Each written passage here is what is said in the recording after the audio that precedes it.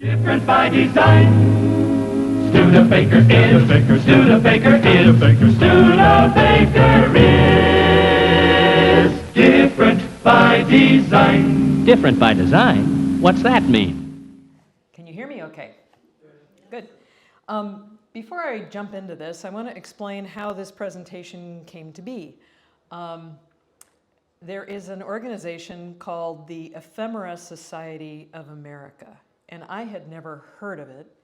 They're people who collect ephemeral things like postcards or calendars or paper advertising or toys, things that you might normally throw away. But they collect them, they sell them, they have an annual conference, and there's a theme to every conference. So last year, they had decided that their theme for 2025 was going to be invention and innovation.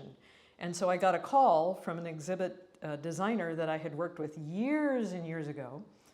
And she said, "You remember that exhibit we did on popular mechanics?" And I said, "Well, of course I do." It was 1992 it opened.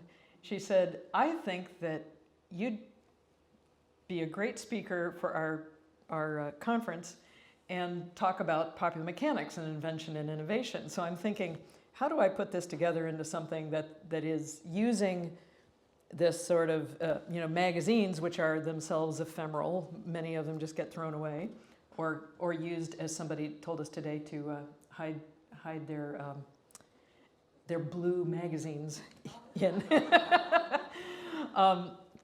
So I did put it together, and I thought, well, I'm going to talk about ephemeral innovations, the kind of things that come and go that aren't really seen as being important, but in fact are all around us all the time.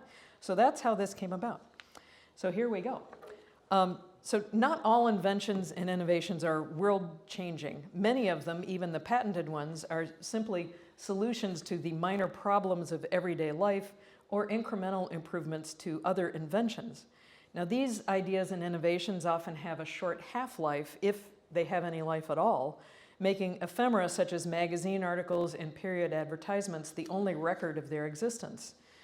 So these mundane innovations are also an understudied aspect of the relationship between technology and culture.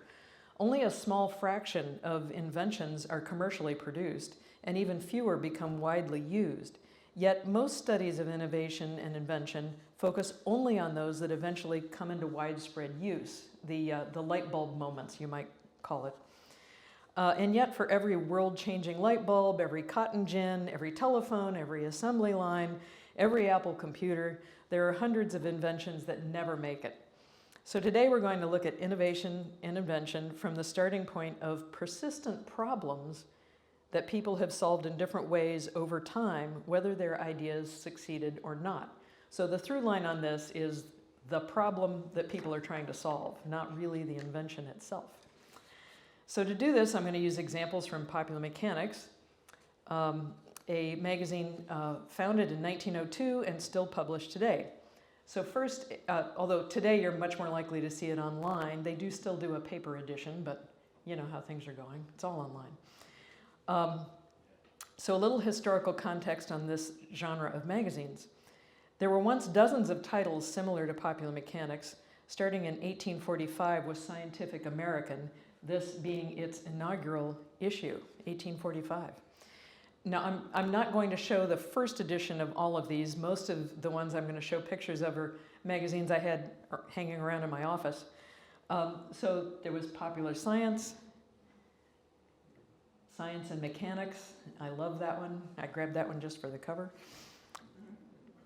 Science and Invention. This one is hilarious. You know, you talk about, you can put your phone in a focus mode where you're not going to get interrupted. This guy has to put on a metal helmet with oxygen to it so that he can focus on his writing. And he can't hear his telephone because there's no ear holes.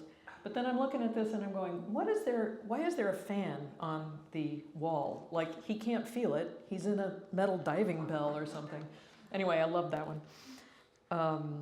We have Electronics Illustrated and Mechanics Illustrated.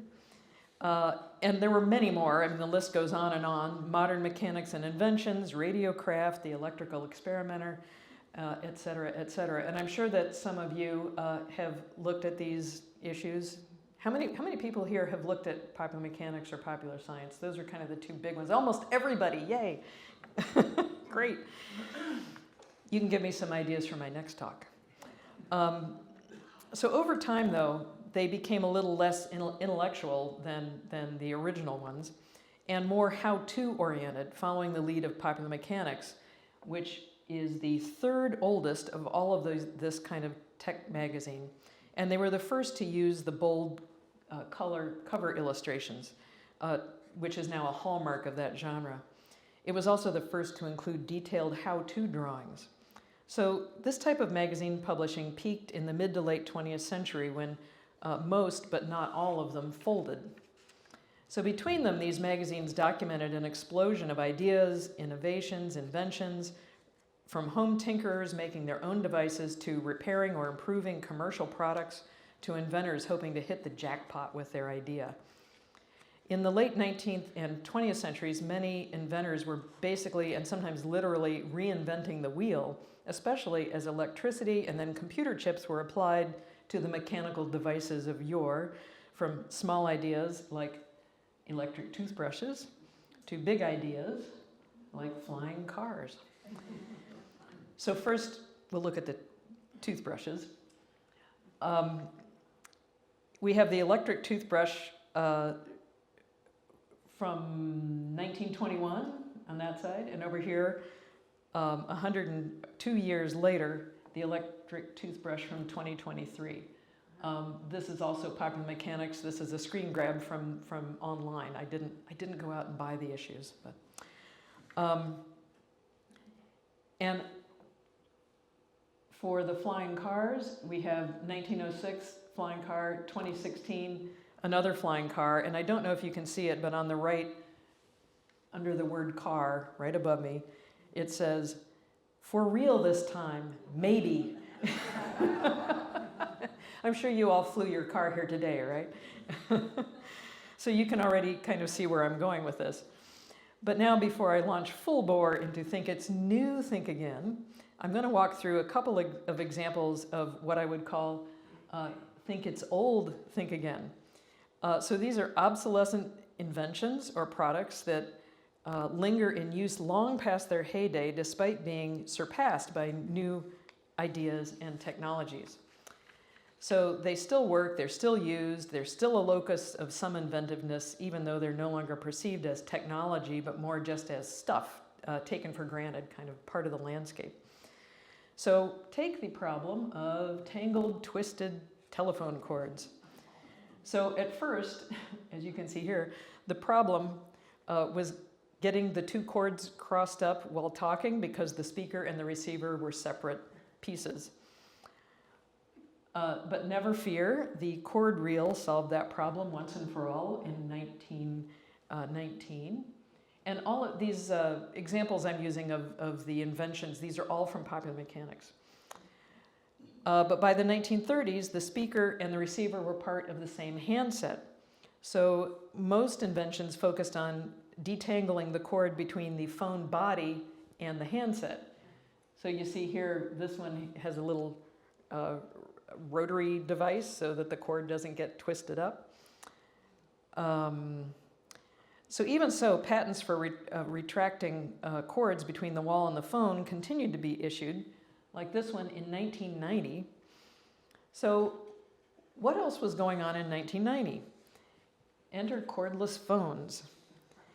So who needs a retractable cord or a detangler when the hardwired handset is obsolete? So this is an article from 1989, and you might think that the cordless phone and later the cell phone sounded the death knell for phone cord detangling products. Yet even today, you can still buy devices to detangle phone cords. And this one is almost the exact same idea as the one from the 1930s. It also has a little swivel device so that the phone does not get tangled up. So I must point out, though, that the introduction of the cell phone has only exacerbated the problem of ignoring your children while on the phone.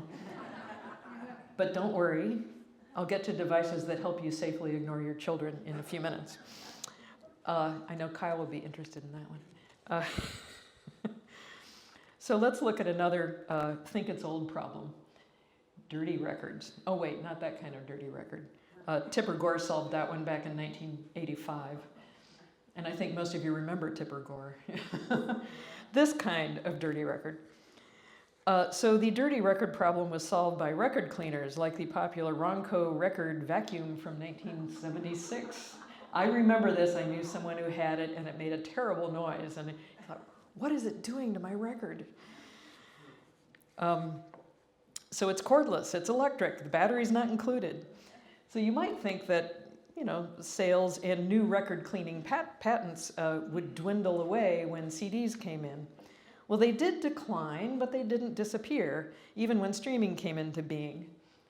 This record cleaner you can still buy today. And yes, I know vinyl records have made somewhat of a comeback, but it's still a teeny little market. So this is a patent for a record cleaner from 2014. So even recently, they've still been sort of a focus of invention and effort, even though very few people have record players anymore. So the cleaners still work as well as they ever did, by which I mean not that well. I actually myself own a 1920 Victrola hand crank mechanical phonograph that I play records on maybe once a month. It looks a lot like this, only smaller. Now, I always loved the idea that this made the cover of the magazine in 1916. So good amplifiers hadn't been invented yet, so why not just make a normal phonograph a whole lot bigger? So I wondered if somebody had invented a giant record cleaner to go with it, but I didn't find one. Anyway, those are my two examples of think it's old, think again. So to set the stage for think it's new, think again, I'm going to set the dial of the Wayback Machine to about 1989 to explain how the think it's new, think again meme came to be. Back then, that's me, I was a baby exhibit developer at Henry Ford Museum. I spent months going through old Popular Mechanics issues dating back to 1902, gathering ideas for an exhibit in honor of the magazine's 90th anniversary, which was in January 1992. So that on the one side is that's the first issue from January 1902, and this was their anniversary issue in January 1992. So the exhibit was called Possible Dreams, Popular Mechanics and America's Enthusiasm for Technology. This is a rendering that I just copied out of the magazine's coverage of the exhibit because I had moved my office shortly before I did this presentation the first time, and I got rid of a whole lot of my old documents, including some of the drawings for the exhibit. So I had to go to the Popular Mechanics magazine and copy the article. So one day, I was sitting around talking to a friend about how cool the old magazines were. Yes, I'm a nerd. And I was surprised to find old examples of many ideas and products that I thought were new. And I said to him, maybe we should compare the new and the old products in the exhibit, kind of a think it's new, think again thing. So thus it began. We created 5 think it's new, think again comparisons in the exhibit. And a few years later, the editors of Popular Mechanics asked me to do a monthly column of the same name on the coveted last page of the magazine. Now there are no last pages, it's just one giant online scroll. So anyway, I wrote about 60 of those, and I've resurrected a few of them to show you today. Of course, the items that were new in 1992 are now about 3 decades old. So for a few of the examples I'm going to show you, I will also show you the modern iteration of that idea. And you can think, there's an app for that. Everything is an app. So I'll start with my favorite of the 5 ideas that made the exhibit. In 1989, Reebok was making a big deal out of its new pump shoe. Press the button in the tongue and inflate for a custom fit. Well, the problem of hurting feet and ill-fitting shoes isn't new, and neither is an inflatable solution. In 1920, a hopeful inventor sent this pneumatic insole concept to Popular Mechanics. And you can see there, the pneumatic insole makes walking easy. After the shoe is laced upon the foot, air is pumped through the valve into a rubber bladder. So it had a little separate, little tiny pump, like a rubber pump, and you'd stick it on the valve that was on the side of your shoe and pump it up. So for the exhibit, we bought brand new the cross-trainer version of the Reebok pump shoe and installed it in a little flip panel case. So it said, think it's new on one side, think again on the other. And where it said, think again, we showed the example here of the 1920 pump shoe, the pneumatic insole. So feet and their comfort, however, seem to be an eternal problem. In 2015, 26 years after the exhibit came down, Reebok reintroduced the pump shoe with some design and functionality updates. So that is the 2015 version right there with an article about it. Now, without the chronicle afforded by Popular Mechanics and similar publications, there'd be no record of the early pump shoe, or this one, Dictaphone calls mother when baby cries. So you see, I told you I'd get to a technology solution that lets you safely ignore your children. This is it.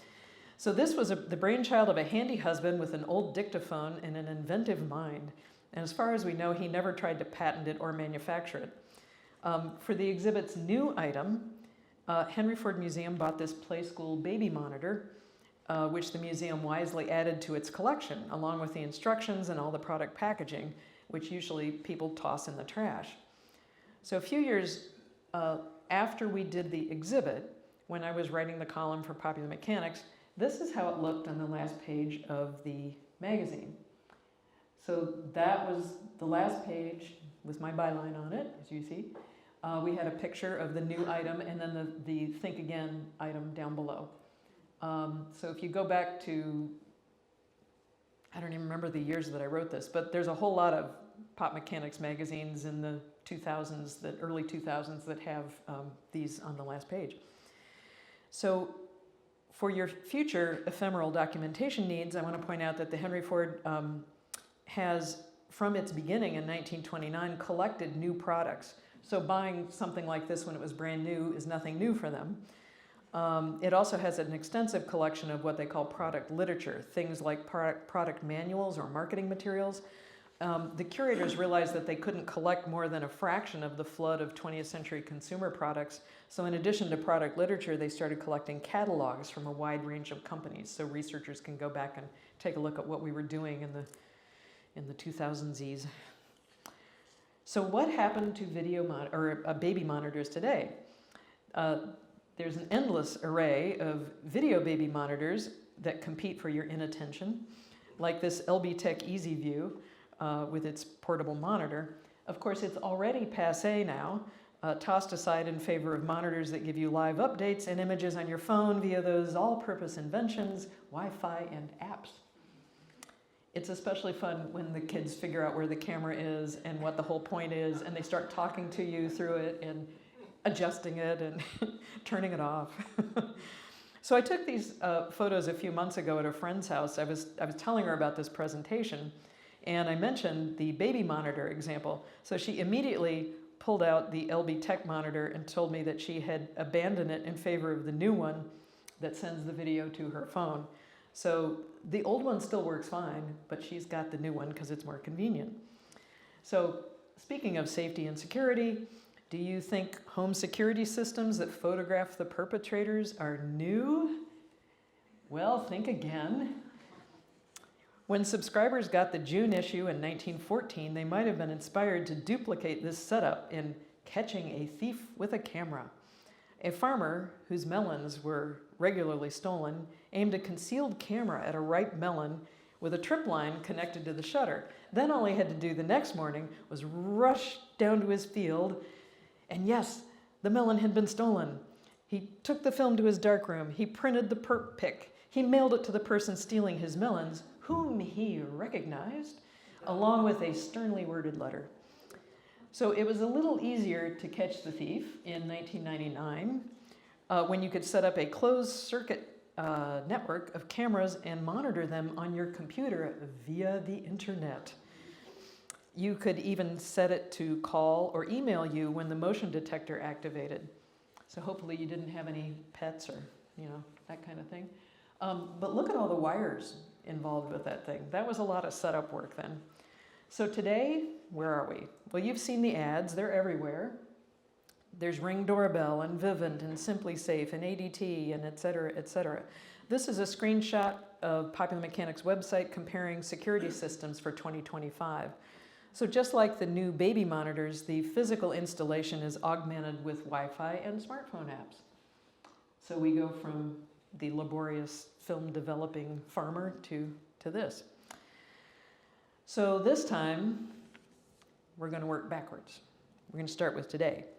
So you know about FaceTime, right? Or Zoom or any one of a zillion apps that let you see the person you're talking to? Well, check this out.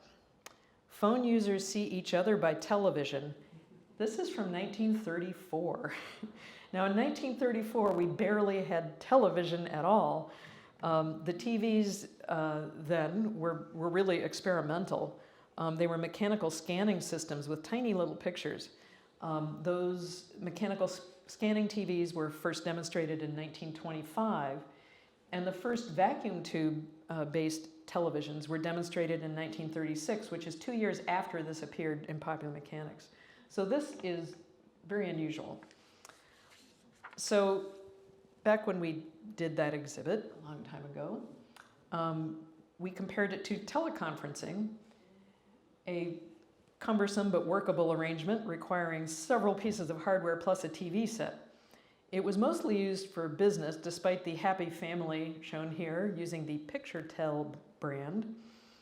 Now, of course, pretty soon all of that hardware went away with Skype and then Zoom, and there are many competitors that can handle hundreds of people from hundreds of locations. Now, if you're wondering what all the scribbling on this page is about, it's researcher gold. So when I started working on that Popular Mechanics exhibit, I went to their New York City offices in 1989 to examine their collection of Popular Mechanics magazines. And it's probably the only complete collection, going back to the first issue, anywhere. The editor who took me to where the magazines were located so that I could start, doing some research and making some copies, he mentioned how annoying it was that someone had ruined a bunch of them by writing all over the pages. Now, before I went there to do that research, I knew about Popular Mechanics' editorial policy, which was in place from the 20s into the 1940s. And this is it. It is the policy of this magazine never to accept compensation in any form for what appears in our reading pages, and also to avoid all appearance of doing so. We are obliged to omit the name of the maker or the seller of any article described. This information, however, is kept on file and will be furnished free upon request. That seems really quaint, doesn't it? I mean, can you imagine any magazine or any publication online not allowing you to name the product that you're reviewing? But they didn't. So I started flipping through some issues and looking at all these scribbles, and then it dawned on me, the scribbles were, in fact, how they were keeping the information on file. Somebody just took each issue and wrote on it who made that product, where they were located, or the name of the inventor, whatever it was. So you see up there, Television Exhibits Corp. And it has the name of the building. I can't read it from here. But page after page after page. And they, the magazines back then were really thick. There are dozens of these things documented with the name of the company that made it or the inventor. So I was really excited. I ran back and said, they didn't ruin it. This is a gold mine. So all of a sudden I could figure out who made the television phone, which was the Television Exhibits Corp. Who made the baby monitor? Who made that giant photograph? Who made that pump shoe? And all kinds of other things. So the manufacturing information made my articles, my Think It's New, Think Again articles, a lot richer. And it's really information that just would have been lost otherwise. So here's to the power of ephemera. And I'm going to blitz through a few more. We had car seats for kids. This is 1921. Now, I can tell that some of you, like I do, remember standing up in the back seat of your parents' car, or maybe worse, in the front seat. So you might be surprised to see this solution from 1921, which obviously didn't catch on. But basically, you stuck your baby in a bag and attached the bag to the back seat. So in 1999, when I wrote that article, I called it the world's first airbag. I had to write it because if you say it, nobody gets the joke, but when you see it, you go, oh, ho, ho, airbag. Huh? I know, I'm corny. I'm a nerd and I'm corny. So here's another one. Fax machines from 1997 and facsimile writing at a distance from 1905. Fax machines are still used today, even though most people think of them as being obsolete, especially for certain medical communications where privacy is important, but encrypted digital communications and things like that is making them extremely scarce these days. We had the gas-electric hybrid automobiles from 1999 when I wrote that article with the Honda Insight, and from 1914. And the Honda Insight was introduced in America in 1999, but it wasn't the first. In fact, the 1914 one was not the first. They actually date back to the very earliest days of the automobile. But that surprises a lot of people, probably not you folks, because you're history and Studebaker Museum fans. So, inline skates were huge in the 1990s when I did that article. Excuse me. And they were huge in the 1910s. And they were huge in the 1950s, that picture down on the lower level there. But since 1910, they were reinvented with new materials, one-piece construction, and a brake, which those old ones didn't have. We have adjustable brake and accelerator pedals. So back in 2000, when I did that article, it was one of Ford's better ideas, yet behold, a similar idea from 1910. This one was a lot harder to adjust. It wasn't automatic. I think it actually took some tools, but you could do it. So here's another one of my favorites, navigation systems with updating road maps. It was a new thing in 1997 when I did that article over there. But here's a way to do this from 1922. So you know all new cars have maps now that follow you wherever you go. You know, they can even display the mapping app from your phone. But in 1922, this was a mechanical version. You connected this scrolling paper map to your speedometer cable to track your progress. It would advance the map at the same rate that you were driving, in theory. The only thing is, what if you wanted to take a side trip and you turn right? You would have to stop, get a different map, put it in. I mean, it might work if you were just driving straight across country, but who does that? Anyway, I thought it was a pretty clever idea. I found so many Think It's New, Think Again ideas related to cars that the Popular Mechanics publisher told me I had to stop doing automotive stuff because they already had too much of it in the magazine. So I was a little bummed by that. I had to set aside a lot of really great ones. So now I'm going to do a lightning round based on just one type of product, which is the innovative toothbrushes.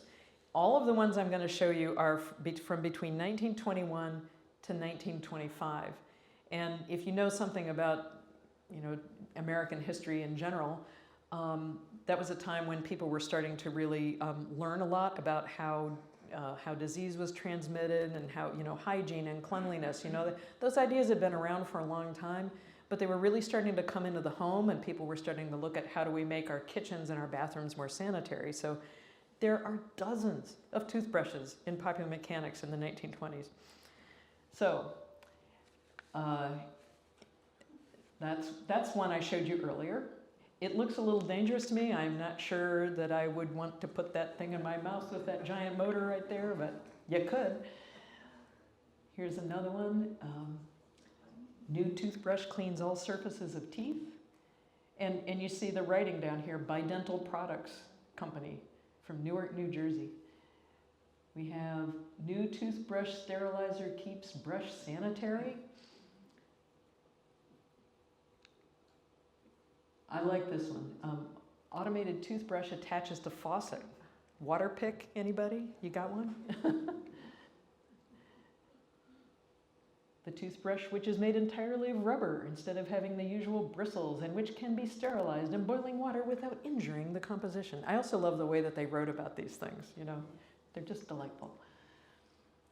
The toothbrush sterilizer, which holds 5 brushes and paste while being disinfected by antiseptic fumes.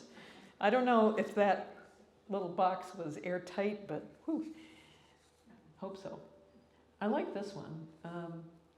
Easy to open and clean. It has every row. You know how you have the rows of bristles? You could separate them and clean it, get all that gunk out from between the bristles, and then fold it back up. Ultra sanitary toothbrush has removable bristles.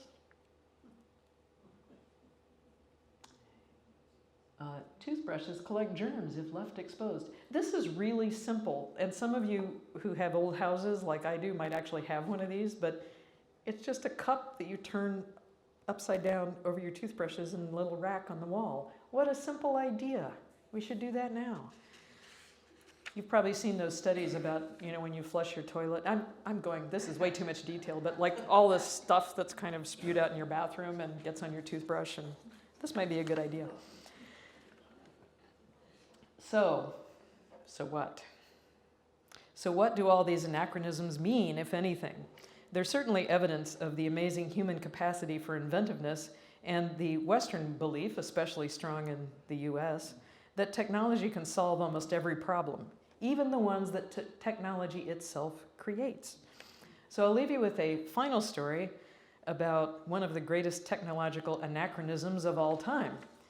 You might have heard about Charles Babbage. With the help of the mathematically gifted and brilliant Ada Lovelace,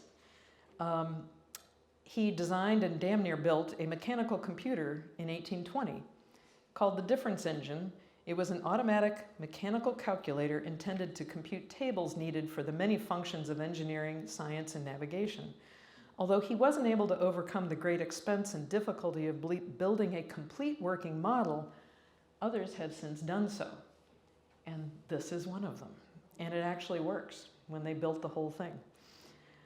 So when writing about the difference engine, the historian Jenny Oglow noted the radical anachronism of an automatic computing device designed in the 1820s. Such failed inventions, she wrote, contain ideas that lie like yellowing blueprints in old cupboards to be stumbled upon afresh by later generations. Or I might humbly suggest, ideas that lie in yellowing popular mechanics to be stumbled on afresh by later generations. So if you're feeling inventive, I suggest flipping through some old issues for inspiration. The magazines and their ideas might be ephemeral, but the problems are eternal, just waiting to be solved. Now, I don't know about you, but my feet hurt. So I'm going to go sit in my flying car and pump up my shoes. And that's it.